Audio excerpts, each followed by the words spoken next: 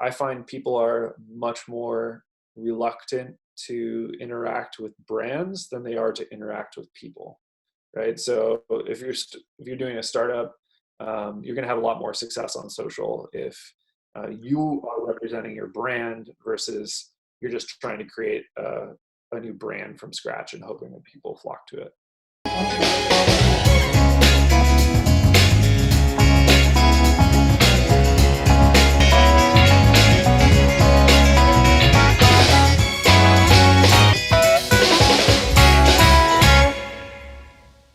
Can you please just introduce yourself to the audience, who you are, what's your background, and just give them a bit of context in there?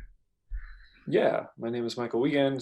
I'm a marketer who's working on almost, in my second decade of experience now. Mm-hmm. I went to school for IT. For IT?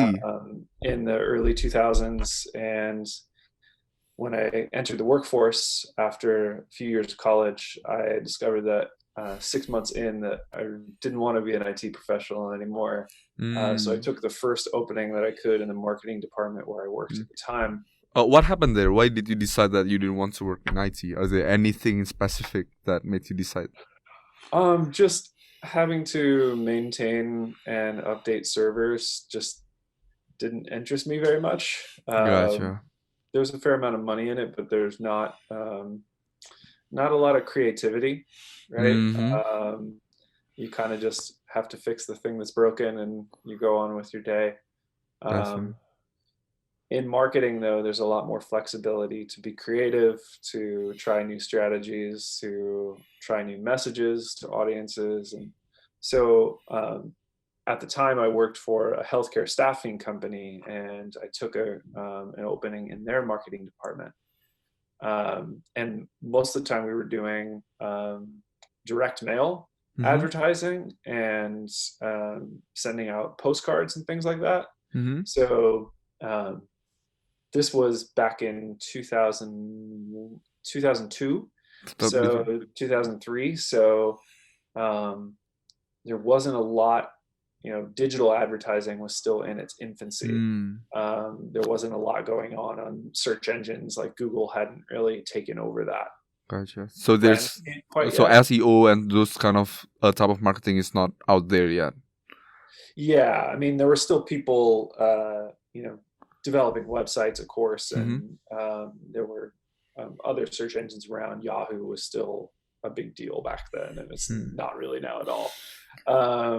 So, a lot of what we were doing was creating traditional advertising initiatives and, getting out in print and getting out and that way.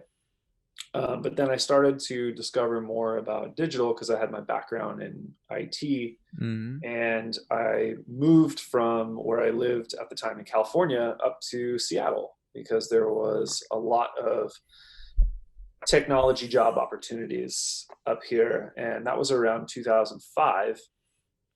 And so I started doing digital and traditional marketing for a mortgage company in 2005 to 2007. And that was really my foundation into start working in more digital. We did do a lot of print still, a lot of, traditional newsletter advertising, a lot of mail advertising as well. So, sorry to interrupt here. Correct me if I'm wrong. You mentioned that you worked in digital marketing back in 2005. So I'm assuming back in 2005, social media hasn't been emerging that much, like social media marketing. So when you mention digital marketing, does it mostly mean like Google ads and maybe more just like SEO and those kind of stuff rather than the social media part?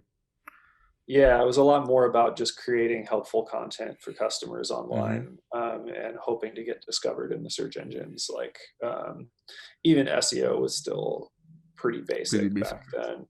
And I didn't even have a Facebook account till 2008, right? So like social media was still very early days. But then after a few years of doing that, the bottom fell out of the mortgage market here in the Mm-hmm. housing market. There was a big crisis in 2007, 2008, and a lot of people that were working in that industry at the time lost their jobs. And that was when I got my interview at Portent, where I am now. Mm-hmm. And I joined Portent in late 2007. And that was when I really got steeped and immersed in all things digital. At that time, pay-per-click advertising on Google and on a few different other places had become a real thing Mm-hmm. that you could do, and people would put $1 into AdWords, as it was called at the time, and you would be able to get a really crisp understanding of how much ROI you were getting from that platform. Gotcha. Put $1 in ads in, you knew that you were getting Mm-hmm. $3 out or $4 out. Mm-hmm. And that's when I started to really fall in love with digital analytics and web analytics, and using the data that we were getting from our platforms at the time, mostly Google Analytics and still today Google Analytics, to drive what we were doing in digital. Also learned a lot about SEO, because our founder of Portent, the agency, was really known for his SEO prowess. His name is Ian Lurie. Ian Lurie. He's gone into practice on his own now. Gotcha. He's a consultant. He decided to leave the company that he started after 25 years. So now myself and Mm-hmm. 3 other people are the senior leaders of Portent now, and are kind of carrying that agency forward. Gotcha. But over the years, since 2007 to now in 2019, learned a lot about digital at Portent, what makes good marketing campaigns Mm-hmm. online tick, and how to drive the most advertising performance, and also just digital performance in Mm-hmm. general for our clients.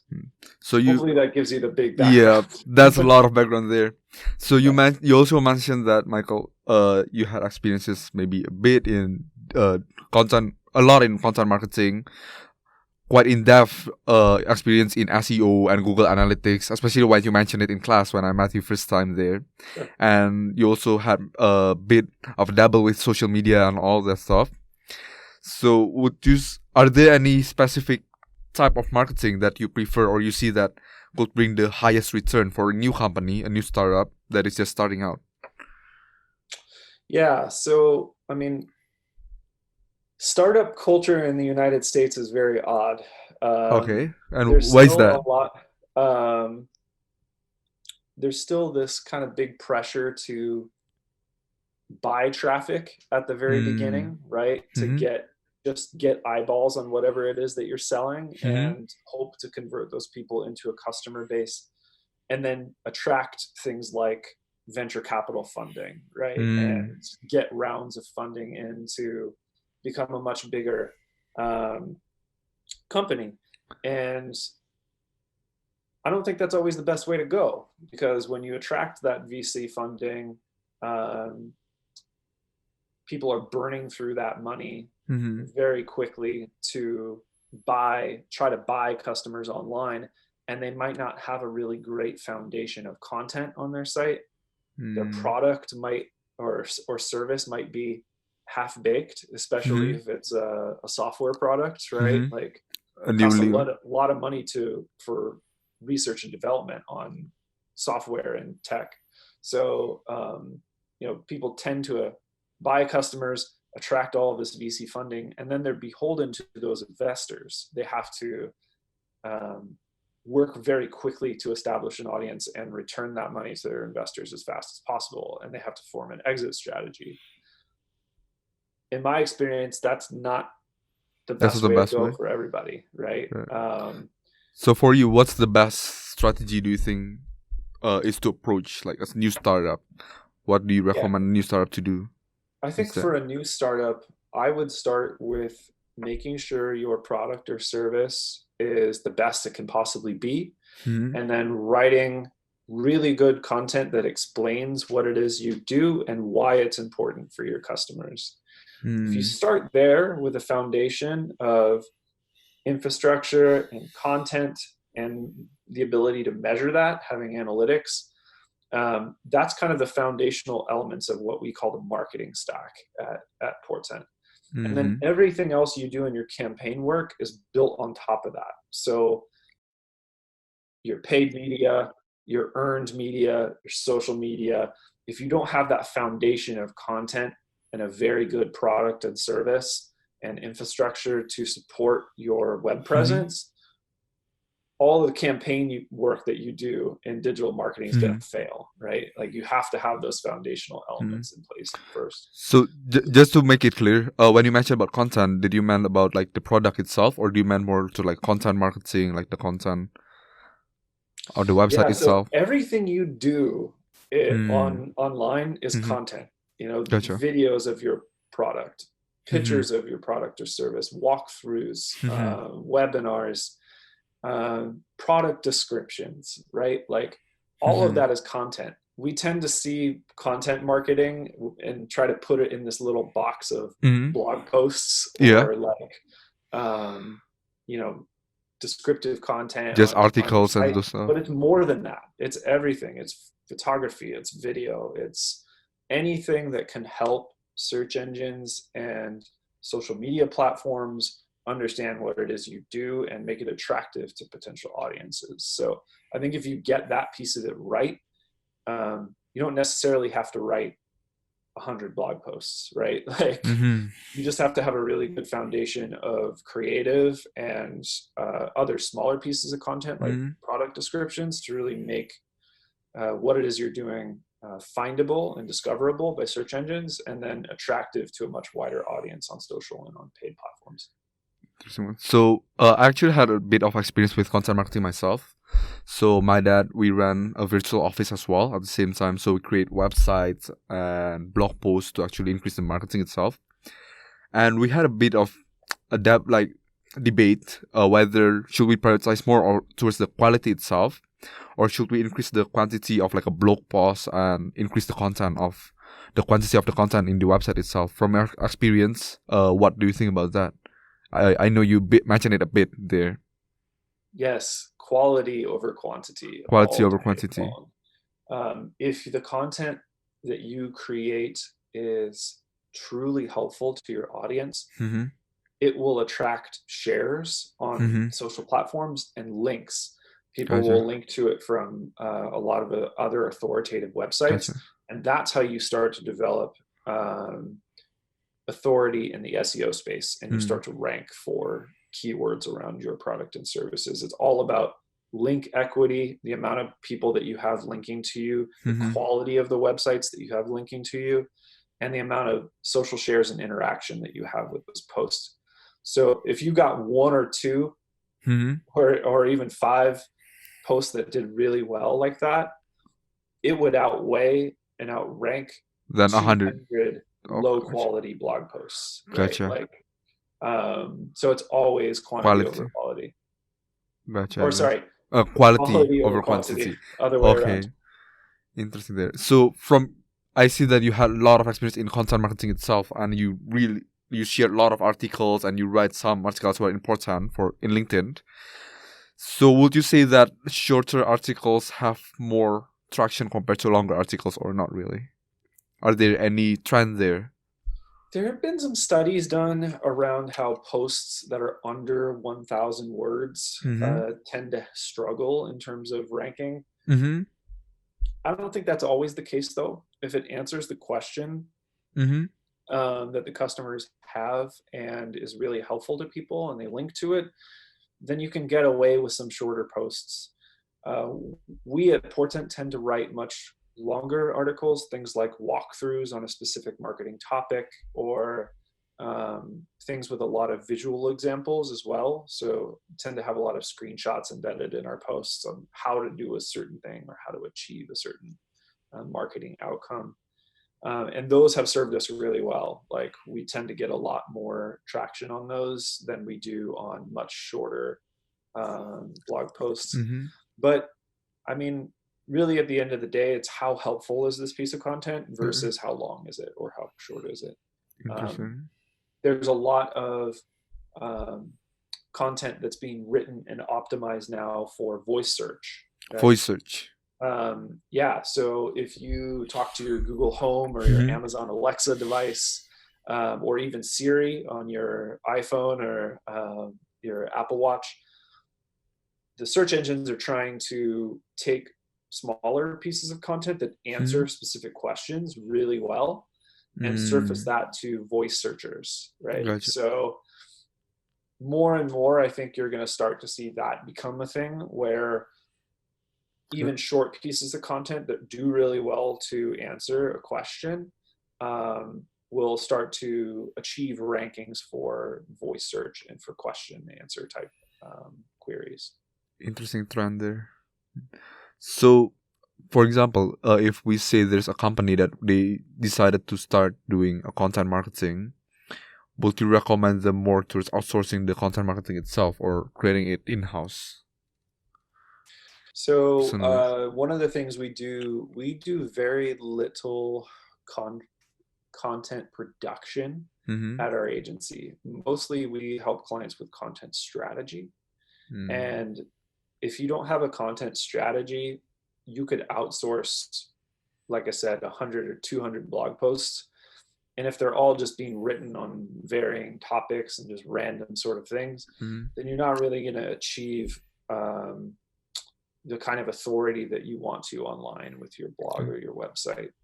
It all starts with a really cohesive and good strategy and building what we like to call content hubs. Mm-hmm. Um, we like to create bunches of content centered around a particular page on a certain topic that we really want to rank for. So, for instance, we're writing one right now on online attribution for analytics, and we have, you know, 20 different existing blog posts on attribution, and we create a hub that will then become a place that we can link to from those individual posts and then link out to those posts Mm. as well. So all the other posts are connected to that one hub. Yes, they're connected to that one hub, and what we're trying to do is get that one hub to rank for a lot of different attribution Gotcha. specific terms. Mm-hmm. Similarly, you could do that with a type of product or a type of service. Mm-hmm. If you really wanted to be ranked for that, you would create one hub that would almost be like your centralized home for that. It could be a category page on your website or a subcategory page.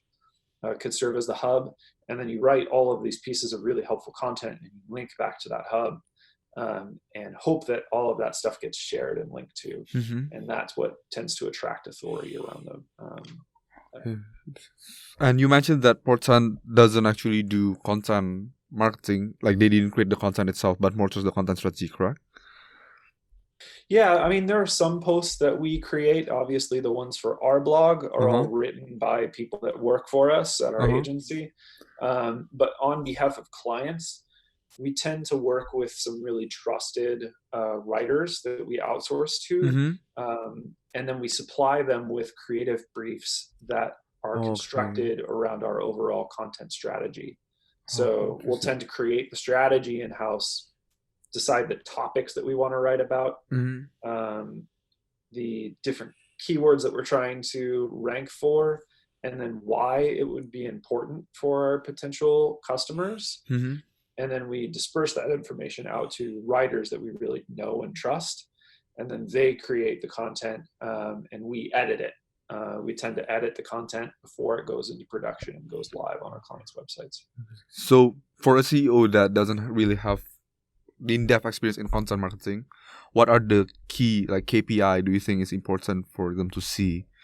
Like, to whether to measure the success of the content marketing itself, because content marketing, I would say, is quite, in a way, you create content, but it's a bit of a bet as well. There's some analytics in there, but there's a bit of science as well.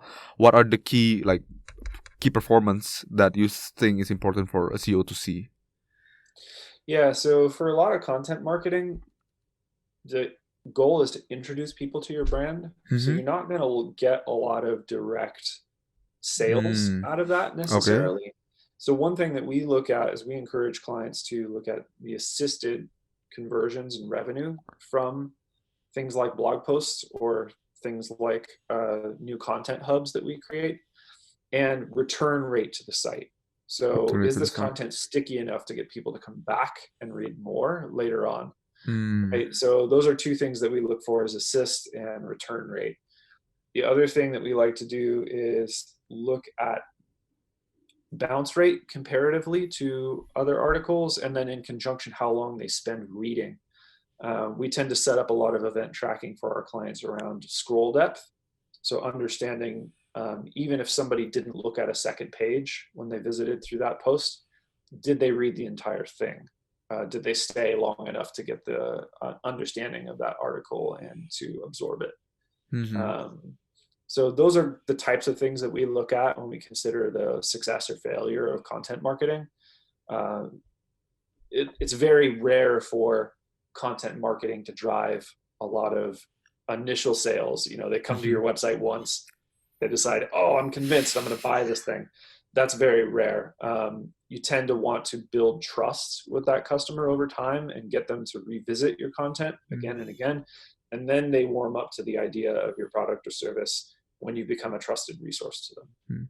From your experience, how long does it take for you to actually build that trust and create those customer base through content marketing itself? It can take years. It can take months. It depends on how much time and money and effort you devote to that initial set of content that you write. We were able to help one client in the space around chatbot creation. Okay. We were able to help them go from no organic visitors per month to 40,000 organic visitors per month in less than a year, with a really great content strategy and a lot of effort put behind it. Right. But for some people, it's a long game, right? They're trying to build an audience over 3 to 5 years and really capitalize on that over time. So I would encourage, especially folks around new startups, to treat content marketing and SEO like a long game. It's not going to pay off immediately, but the more effort you put into it, the more dividends you reap on the back end. Okay. So we talk a lot about like marketing in a company and doing those stuff. But do you think personal branding itself is important, especially for a new young people that actually try to hustle and try to go through the world right now? They just maybe like for me, I'm planning to graduate from UW maybe in 2 more quarters or so, and that's why I start this podcast, because I think it's so important. But what's your take on that personally? Yeah, I mean, your personal brand is a big deal. Our founder, Ian Lurie, and the guy who started Portent, he got our agency to where it was because he went out and did a lot of speaking in the industry. He wrote a lot of content and promoted it very well on his social channels, and started a lot of conversations with people in the industry based on that content, right? Like, he was very available to respond to questions that people had around that content, and he became trusted because of that, like because of who he was and because of his own personal brand that he developed over time. He became a really trusted voice in SEO in the industry. So people starting out, absolutely, you should not shy away from becoming the face of your product or service, right? And starting a lot of conversations online about what it is you do and being really helpful to people. I think that's a big deal, and a lot of times half the battle. You're going to get a lot of social shares if you're really approachable to people. If you start this company brand that's based on your startup name and you tweet a lot and do a lot, I find people are much more reluctant to interact with brands than they are to interact with people, right? So if you're doing a startup, you're going to have a lot more success on social if you are representing your brand versus you're just trying to create a new brand from scratch and hoping that people flock to it. Point there. And what do you think is the biggest issue for people when they create a SEO marketing, when they decide, oh, I think I want to start SEO, not really content marketing itself, because we did cover that, more just the SEO itself. What are the biggest issue do you think in SEO is? I mean, there's a lot of issues in SEO. I really, since search engines started, people have been trying to game the search engine Mm-hmm. rather than actually earn content, right? They've been stuffing keywords into their posts. They've been trying to buy links, right, Gotcha. from irrelevant websites that don't really do what it is they're doing. Mm-hmm. So there's been a lot of attempts in the past to kind of attract organic visitors in the wrong way. And while that may have produced a very short-term payout for those people and gotten them really high rankings for a very short amount of time, Google has started to wise up to attempts to sort of game the rankings in SEO, and has made it much more about, how helpful is this content to people when they click on the organic listing. Are they bouncing back to the search engine results immediately, or are they staying on that content and spending a long time researching it and getting to know those brands? And Google has all of that data. They can see how fast people are abandoning your website and coming back to the search engine, and so that starts to influence the rankings. And what you see, they start to get wise to the fact that you're not investing the right amount of time. You don't have the quality of content, and so I think that's the biggest thing, is people treat SEO like a get rich quick scheme. It's not that at all. Like, it has to be a long game. You have to invest a lot of effort over time to develop, the link authority and the authority of your content pieces over time. Do you have any suggestion for like company that is coming up? Are there any like percentage of their capital maybe that need to be set aside for content marketing and marketing itself? Because for a new startup, they need to do product development, they need to hire new people, and they need to set up the business legal and stuff, and hasn't include the marketing as well. Do you have any tips for that personally? Yeah, I mean, you can't really boil it down to a percentage. I think if I told you spend 50% of your budget on content marketing, and you didn't have a really great product or service to back up that content marketing, people are going to understand that over time. You might attract some customers with really great content, but then they'll realize that your product or service isn't worth their time, right? So I would say to invest a lot more, maybe 80% in your product or service, and make sure that that's really rock solid first. And then start with a marketing budget at around 20% of your capital and go from there. But it's something that you have to adjust and test and tweak, right? Like, you're never gonna stay with one percentage. You're gonna have to flex to spending more on research and development over a certain stretch of time, and then more on marketing once you have that work done. So there's no exact math on the number itself. It's more towards trying it out, let's say. Yeah, and I mean, the other thing about marketing too is when you start building the foundation of a good product and service, good content to back that up, a good way to measure how well your website is performing. It's really cheap to test out and invest in paid promotion of that content from there, or paid search. Things like Google ads and Facebook ads. There are no minimums in the amount that you can invest. So you can start really small. You can start with only a few $100s per month or something like that, and see if you can get people and find new audiences around that to promote the good content that you've created. So like, once it gets to that point, there really are no minimums to sort of try things out, to experiment with paid media. Do you have more experience in, Michael, do you have more experience in content marketing and SEO, or more just like the Google ads as well? Do you have when I started at Portent, I kind of cut my teeth in the PPC team. So Publicity. What happened really then? learned, yeah. So I was buying a lot of Google ads on behalf of smaller clients, and then eventually much bigger clients where I was managing, budgets Okay. of millions a year for clients in the paid space. And what I discovered is that yes, there's a way to throw tens of thousands and hundreds of thousands and millions of dollars at Google Ads and get a decent return.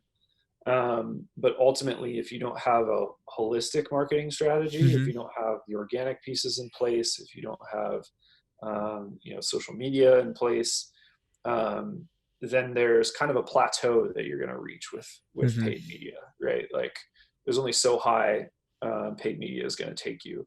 You have to have that solid foundation of content and Content. SEO underneath to sort of support all of the paid The media paid efforts that media. you're doing. Oh yeah, I saw Uh, that graphic that you show in the Portland website. It was a good representation. So what did you mean when you mentioned the infrastructure in the bottom part?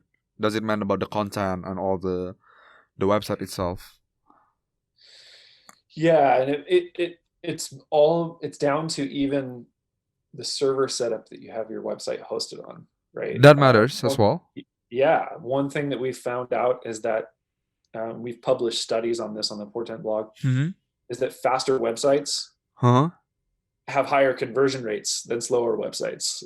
Is it a And psychology thing or is it more towards?